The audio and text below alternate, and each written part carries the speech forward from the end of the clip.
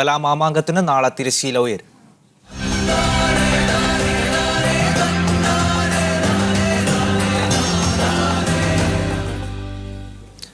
അൻപത്തിയാറാമത് സംസ്ഥാന സ്കൂൾ കലോത്സവത്തിന് നാളെ തിരിതെളിയും. കലാമാമാങ്കം ഗംഭീരമാക്കാനുള്ള ഒരുക്കങ്ങൾ തലസ്ഥാനത്ത് തകൃതിയായി നടക്കുകയാണ്. നാളെ ഉച്ചയ്ക്ക് ഘോഷയാത്രയ്ക്ക് ശേഷം മുഖ്യമന്ത്രി ഉമ്മൻചാണ്ടി കലോത്സവത്തിന്റെ ഔപചാരിക ഉദ്ഘാടനം നിർവഹിക്കും.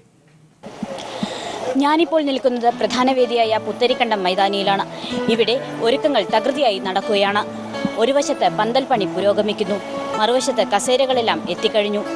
ഉദ്ഘാടന സമാപന സമ്മേളനവും നൃത്ത ഇനങ്ങൾ ഉൾപ്പെടെയുള്ള പ്രധാന മത്സരങ്ങളും ഇവിടെയാണ് നടക്കുന്നത്.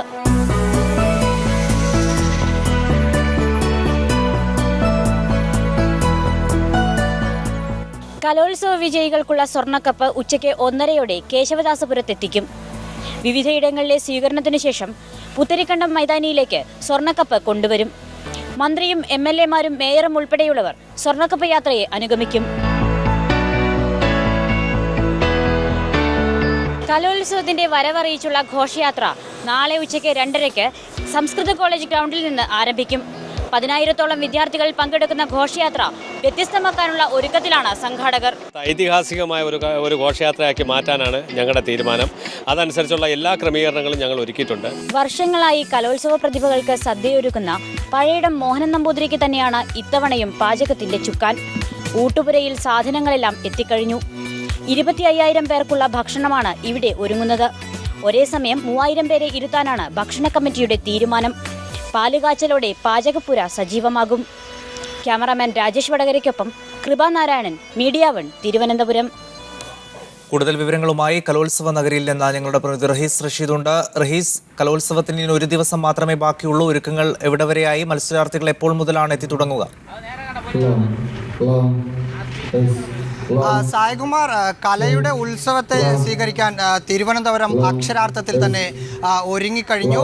ഇന്ന് കലോത്സവവുമായി ബന്ധപ്പെട്ട നാളെയാണ് കലോത്സവത്തിൻ്റെ ഔദ്യോഗിക ഉദ്ഘാടന ചടങ്ങെങ്കിലും ഇന്ന് സ്വർണ്ണക്കപ്പ് ഘോഷയാത്രയുണ്ട്. ഉച്ചയ്ക്ക് 12:30 മണിക്കാണ് ഘോഷയാത്ര ആരംഭിക്കുക.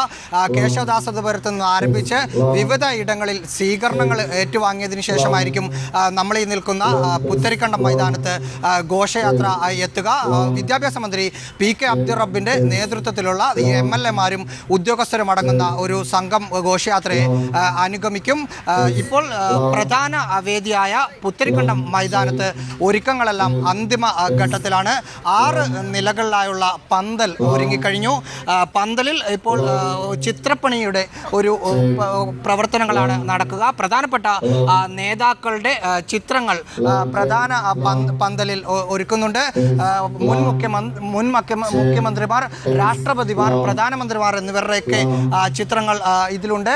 ഒപ്പം കലയുമായി ബന്ധപ്പെട്ട പ്രമുഖ വ്യക്തിത്വങ്ങളുടെ ചിത്രങ്ങളും ആലേഖനം ചെയ്തു. 11 മണിക്കാണ് തൈക്കാട് പോലീസ് ഗ്രൗണ്ടിൽ ഊട്ടുപുരയിൽ പാലുകാച്ചൽ ചടങ്ങ് നടക്കുക. അതോടുകൂടി തന്നെ പഴയിടം മോഹനൻ നമ്പൂതിരിയുടെ ഊട്ടുപുരയും സജീവമാവും. കലോത്സവത്തിൽ പങ്കെടുക്കാൻ എത്തുന്നവർ നാളെ രാവിലെ മുതൽ എത്തിച്ചേരുമെന്നാണ് സംഘാടകർ ഔദ്യോഗികമായി അറിയിക്കുന്നത്. ഇന്ന് 3 സംഘാടക സമിതിയുടെ വിപുലമായ യോഗം വിളിച്ചിട്ടുണ്ട്.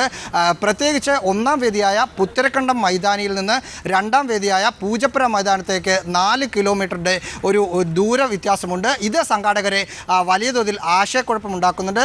വാഹന സജ്ജീകരണങ്ങൾ ഒരുക്കി കുട്ടികൾക്കും രക്ഷകർത്താക്കൾക്കും 2ാമത്തെ വേദിയിലെത്താനുള്ള ഒരു സൗകര്യം ഇവർ ഒരുക്കിയിട്ടുണ്ടെങ്കിൽ പോലും അത് എത്രത്തോളം പ്രായോഗികമാകും എന്ന കാര്യത്തിൽ സംഘാടകർക്ക് തന്നെ ആശങ്കയുണ്ട്. മറ്റൊരു കാര്യം ഊട്ടുപുരയാണ്. പ്രധാന വേദിയിൽ നിന്ന് 2 കിലോമീറ്റർ അപ്പുറത്താണ് ഊട്ടുപുരയുള്ളത്. അങ്ങോട്ടും വിദ്യാർത്ഥികളെയും രക്ഷിതാക്കളെയും വാഹനത്തിൽ കൊണ്ടുപോകാനുള്ള ഒരു സജ്ജീകരണമാണ് ഇവർ ചെയ്തിരിക്കുന്നത്. ഇതൊക്കെ വലിയ താളപ്പിഴ ഉണ്ടാക്കാനുള്ള ഒരു സാധ്യത ഉള്ളതുകൊണ്ട് തന്നെ വലിയ ക്രമീകരണങ്ങൾ തന്നെ സംഘാടകർ ചെയ്യുന്നുണ്ട്. മറ്റൊരു കാര്യം, നാടും നഗരവും വലിയ തോതിൽ തന്നെ ഒരുങ്ങിക്കഴിഞ്ഞു. പ്രത്യേകിച്ച് പറഞ്ഞാൽ വടക്കൻ കേരളത്തിലായിരുന്നു കഴിഞ്ഞ 3-4 വർഷങ്ങളിൽ കലോത്സവം തുടർച്ചയായി നടന്നത്.